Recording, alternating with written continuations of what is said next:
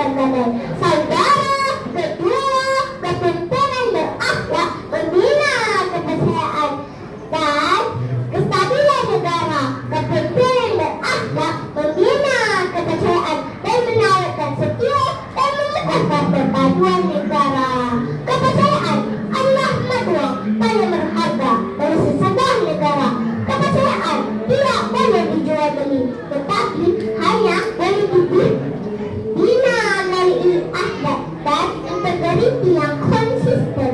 Apabila pemimpin berakhlak tinggi, rakyat akan melihat kejujurannya dalam setiap tindakan dan keterusan dalam setiap keputusan. Apabila pemimpin terkait dengan skandal, rasuah dan penyalahgunaan kuasa, kepercayaan dibina bertahun-tahun boleh runtuh dalam sekejap mata. Rakyat akan mula mempersoalkan setiap keputusan dan mempertikaikan setiap dasar, dan akhirnya hilang keyakinan terhadap pentadbiran negara.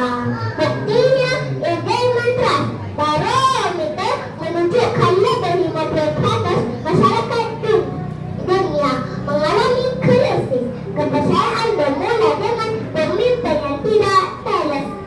Maka tersingkaplah satu hakikat: apabila pemimpin hilang akhlak, negara jadi retak.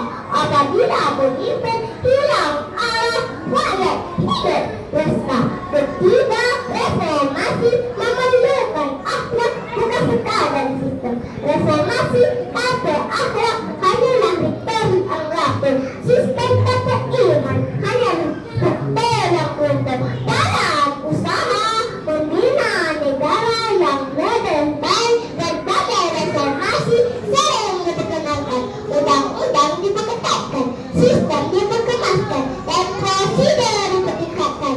Namun, persoalannya, mengapa masalah seperti rasuah dan salah guna kuasa masih berulang? Jawapannya mudah, tetapi maksudnya mendalam, kerana kita mengganti sistem, tetapi kita lupa membina jiwa. Undang-undang boleh digubal, peraturan boleh diperketat, sistem boleh diperhebat. Namun, jika jiwa pemimpin masuk syarat dengan niat yang tidak, semuanya tetap akan merosak dan melarat. Akhlak adalah benteng dalaman yang tidak dapat diganti oleh mana-mana sistem negara. Akhlak berfungsi walaupun tiada pengawasan, walaupun tiada kamera, walaupun tiada hukuman. Pemimpin yang berakhlak tidak melakukan kesalahan bukan kerana takut kepada undang-undang, tetapi takut kepada Allah. Inilah perbezaan antara pemimpin yang hanya patuh kepada sistem dengan pemimpin tunduk kepada nilai dan prinsip.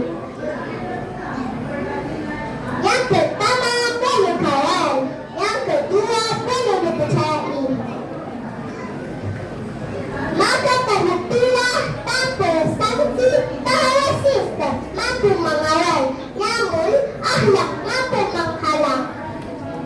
Undang-undang mampu menghukum, tetapi iman mampu membendung. Akhir kalam, bayangkan sebuah negara yang tinggi bangunannya, yang hebat teknologinya, tetapi